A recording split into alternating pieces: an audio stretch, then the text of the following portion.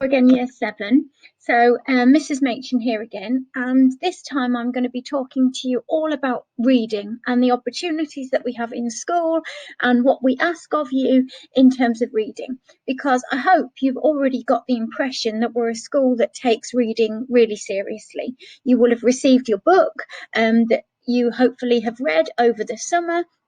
You will have been invited to take part in our June reading challenge that we shared with you before you even joined the school.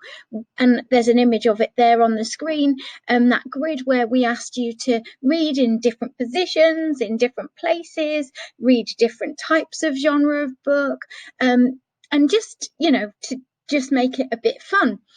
Because reading really is fun and it's wonderful. But we know that not all students yet have discovered just how wonderful it is. And it's our job in school to make sure that we can kind of open your eyes up to that. So well done to the many of you who took part in the reading challenge. I've seen photos of people doing gymnastics whilst reading outside, reading under a tree, and just people really got involved. So that was lovely. So well done. It's really important to us reading in school, and I'm sure you're used to that same message from your previous schools, from your primary schools, but there's a reason for that. Now, this that you can see on the screen there is actually something I usually just show to teachers, to staff, when we are doing some work together around, what makes excellent lessons. And I always say to the staff and to your teachers that reading, wherever it can be, should be a really important part of every single lesson, not just in your English lessons, because it's only through reading that we can find stuff out. And yes, your teachers are experts in their subject, so they're able to impart this knowledge on you, but it's often better to go straight to the source and to read it yourselves, because when we read, we're faced with new vocabulary that we've maybe never come across before, and then that in itself leads us to have to learn new things. So it's really important.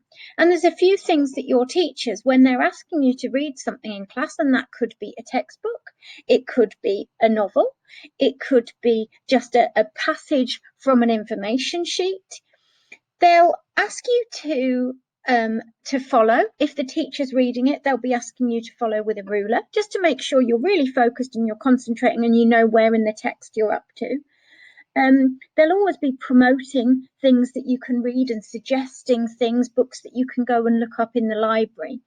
And they'll often provide those opportunities for you to read. And they might ask you to read to the class. You might all read together. There might be silent reading opportunities.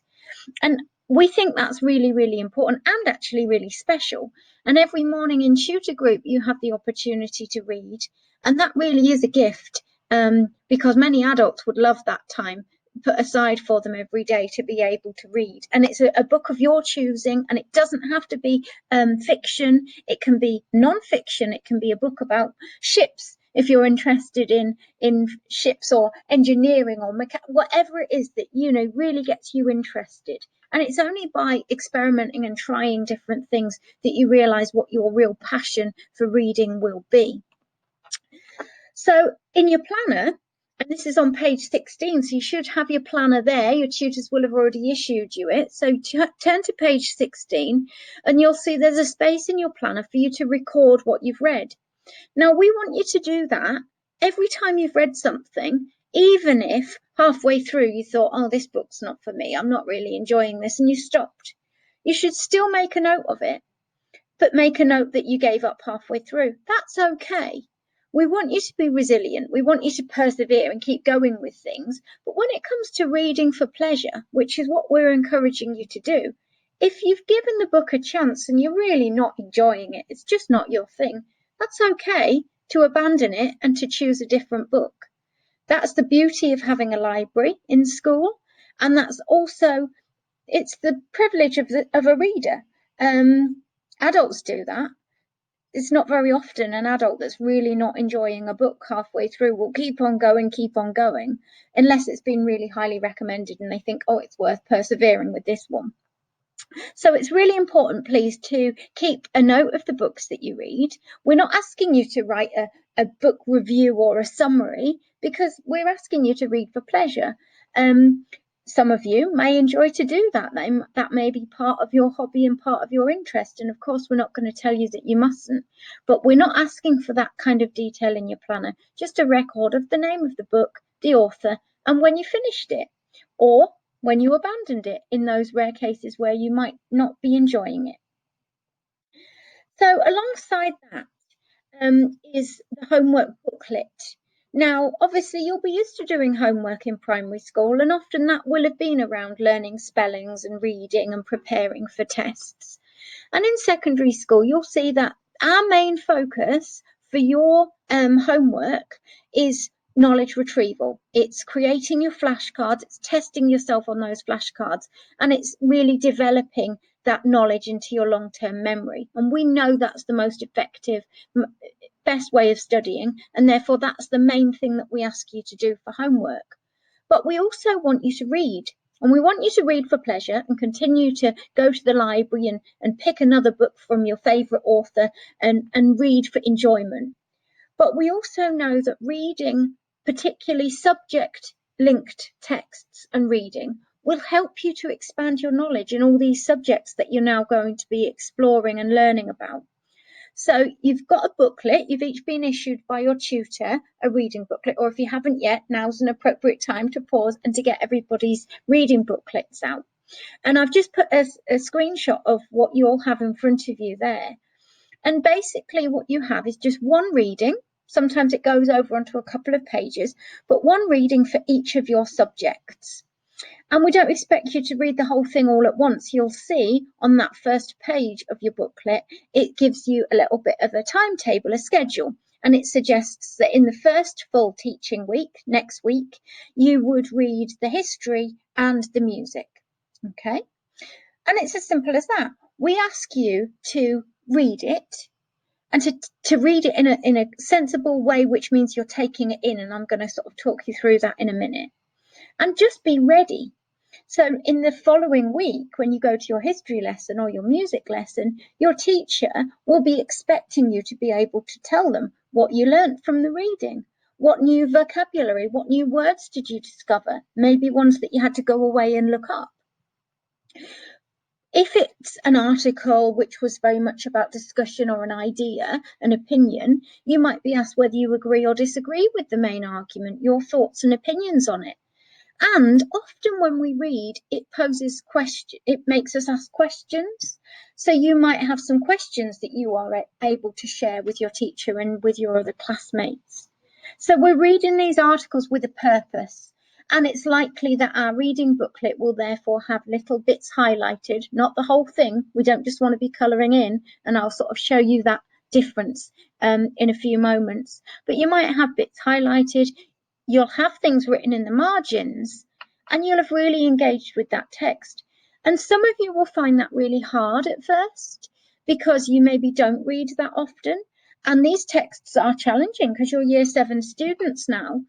And so it will take you some time and you might need to reread bits, but it's okay to ask for help. It's okay to ask parents to read it with you, because the important thing is that you're trying and you're getting used to reading. You can't learn to read or improve your reading if you don't read and if you're not faced with texts and challenging things to tackle. Okay, so we know some of you will find it hard, but that doesn't mean we should give up. We should use the support that's available. We should ask for help. We should sit with an adult or with a friend and read it together and work it out together. What does this mean? Because that way we're learning and we're getting better. So I want to give you an example, because when you open up, if you turn your page again in your reading booklet, you'll see that for each subject, there's a piece of text, obviously, a reading, but on the left-hand side, there's a margin and it says new vocab. And on the right-hand side, there's a margin, a space there for you to write, and it says condense. When we condense something, we make it smaller, we put it into something that's more succinct and to the point. So I've just taken a small section from the reading that was for French, Obviously, your French speaking ability, reading ability is probably not quite there yet, so that it was appropriate to give the text in French. So Mrs. Hale has organised it in English for us, but it's very much about French culture, which is obviously really important for us to think about. So I've just taken a small snapshot, and this is what you would do as you were reading. So first of all, this section, which is about the arts. Who's heard of Voltaire, Pascal, or Flaubert? Okay, I'm thinking to myself as I'm reading, well, these are new words. I think they must be names because they've got capital letters and because the question was who's heard of them. So this is new vocab. Well, actually, it's new names. So what I might do is I might jot that down in the left-hand column because it is new to me. And I might actually, before I go any further, because I've come across something that I haven't understood, I might just pause and I might have to go and ask somebody. Or good old Google. We know it's not always the best source of knowledge, but if I'm sat at home reading something and I come across a word I don't know, I look it up in the dictionary or I use the resources available to me. If I come across the name of somebody and I don't know anything about them, I may well Google it and try and find out just enough what information I need so that I can go back to my sentence and it makes a bit more sense. So then I've learnt something new just simply by reading a sentence, haven't I? It's important we do that though. There's no point in ploughing on with a text, skipping over words that we don't understand. It's our job to try and understand them and to find that out. Okay, so I then read on. And in that right-hand column, my job is to condense. So I don't want to be rewriting things out. I want to try and take in, and when I've gathered the meaning from that particular sentence or paragraph, I want to try and condense it. So I read on. These are all famous French writers, and there are many more, regarded as some of the world's most significant thinkers of all time. Significant, I wrote that in my new vocab column because I might not have come across that word significant before. Again, I might have needed to go and look that up. Or my teacher might have kind of helped me with that one before they set the homework task. And I now know that significant means important. So I can reread that sentence, regarded as some of the world's most significant, important thinkers of all time. Then it makes more sense to me. When it comes to Nobel Prizes for literature, France has won more Nobel Prizes than any other nation. I might not have known what the Nobel Prize for literature was. I might have needed to, again, Google it, talk to parents, find out what's the Nobel Prize all about, because that sentence might not make sense otherwise. So once I've gathered all of that, then I'm thinking, okay, this first little paragraph is about how much France has contributed to literature and to thinking and to the arts. So my condensed point in that right-hand column there is that France has produced some of the most famous thinkers, authors, and poets. And then it goes on and it talks about Impressionism and it talks about probably the world's most famous art gallery, the Louvre, containing the Mona Lisa. And I condensed that too. And every time I come across some new vocab, I jot it in the left-hand side. And every time I think, yeah, okay, I can condense that into a point, I jot it in the right-hand side. This is a really useful study technique. And your teachers will often encourage you to use this approach. And it's brilliant for a few reasons. It means you really have to engage with what you're reading and you have to keep pausing and making sure you're thinking about the new vocabulary that you're being faced with. It is also really helpful for that retrieval that we've spoken about. Being able to then just cover over the text or to cover over your notes and just look at your condensed points in the right-hand side and then from memory think, oh, what can I remember? What other details were there in that text? So then we're always learning and we're always helping that process of getting information into our long-term memory. So that's what we're asking you to do. And that's one of the main parts of your homework. We're asking you to read, to use the template that's within your booklet to make those notes, those annotations, and to be ready to discuss what you've read and what you've found out in your lessons. Okay, so when we're reading, there's certain things that as adults or as fluent and experienced readers, and many of you will be, we do and we take for granted. But there'll be some of you who almost don't yet know those secrets. So I want to let you into these secrets, because it will make life an awful lot easier. So when you're faced with a text, and I've chosen this text on purpose because I think this is a really a good little story, or a personal testimony actually, by somebody who's now a teacher, but who admits that they were rather late to discover the wonders of reading. But when we're faced with this, there are clues that we can look for that help us, especially when we have a page of lots of text. Actually, there's certain things we can do to help. So I'm going to open up this now. It's actually in a Word document, and obviously I've got it therefore on a screen, and in real life you're likely to have the text printed on a piece of paper in front of you, but exactly the same principles apply. Okay, I'm not going to read the entire thing here in the video. I'm going to just demonstrate some points by looking at the first few paragraphs, but your tutors have this document, and I think as a tutor group it would be really good to read it together, because then that shows you what we mean by reading together in class. You can practice that technique of following with the ruler, and you can see how often it's important to pause, stop, think, have I understood that, and reread it. So that's a nice little activity for you as a tutor group to do now, to kind of put into practice some of these ideas. But just before you do that, let me show you how we can look for those clues and make reading a little bit easier.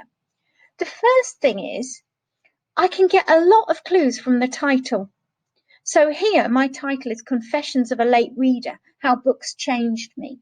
So immediately I've got clues about what I'm about to read. I'm about to read something that's written in the first person, because it says how books changed me. So I'm going to see a lot of I and my.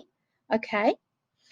I can also get the clue that there's likely to be titles of books in this, because it's about how books changed this person. So anytime I see anything in italics, maybe, it's likely to be the title of a book. That's going to help me make sense of some of these sentences. So I'm thinking about the clues. I'm also thinking that if anything in the text is bold, it's likely to be a key term, or it's likely to be something important. So I need to pay attention to that. Because often in textbooks we find that there'll be words in bold, and those words will be keywords that we've got to know. And very often we haven't got it in this text here, but very often there'll be a glossary on that same page at the side, which tells you what those keywords mean. So we've got to use the support that's there. We've got to use the help and the clues that we find when we're dealing with texts and reading things. So let's just have a little look. If I was reading this, the first thing I'd do is I'd pull out as many clues from the title as I can, and I'd make, even though I might just do it to myself in my head, I'd make predictions about what I'm about to read. And then I'd start and I'd say, oh yeah, okay, we're starting with the name of a book because it's in italics, Harry Potter and the Philosopher's Stone. So Harry Potter and the Philosopher's Stone was released when I was 7 years old. It took the world by storm. Now I'm going to pause there. That's a phrase that it means something to me, but it won't necessarily mean something to every reader. Took the world by storm. How strange. Why are we talking about storms? So we might, for some readers, you'll have to pause at that point and you'll have to think, well, what's going on? And then you might talk to somebody else and you might realize, it's just a phrase that means everybody was suddenly interested. It took the world by storm. Everybody seemed to be talking about it. Everybody had read it. Everybody was eagerly queuing up outside the bookshops when the books were released. And that's what we mean by took the world by storm. So turning children into bookworms and bestowing the magic of reading onto an entire generation. Now I've highlighted the word bestowing because for many students, they won't know what that means. That doesn't mean they should give up.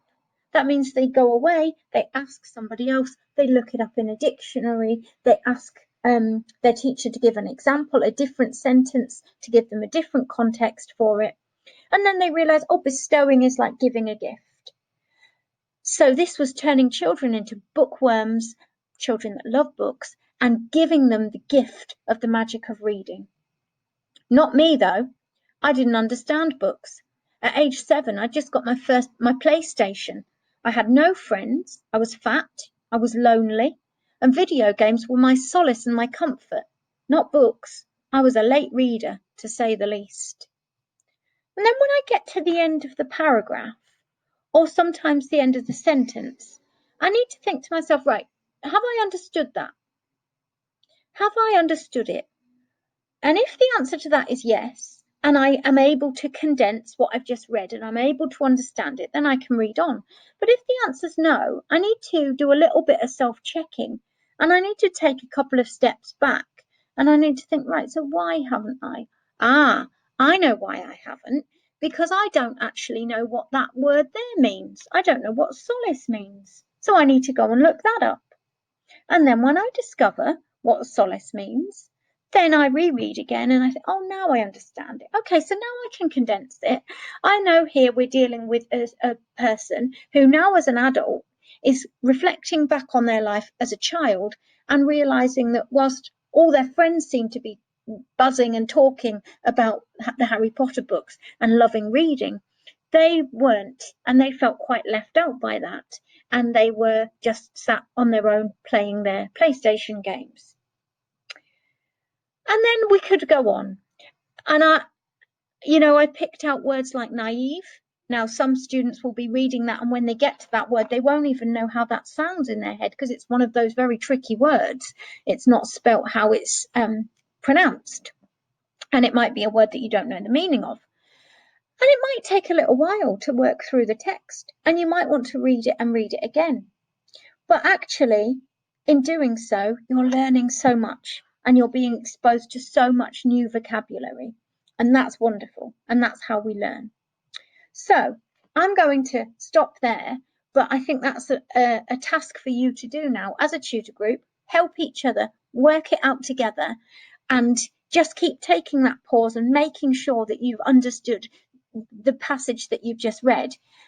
And then you can really take in the story and the account of this now teacher, but then young man who's being quite honest about how he felt towards books and towards reading in his childhood, but how much it's changed and how it changed. Okay, so that's it from me. And I look forward to seeing you all and working with you all soon and hearing all about the lovely books that you've been reading and the different things that you've been trying out.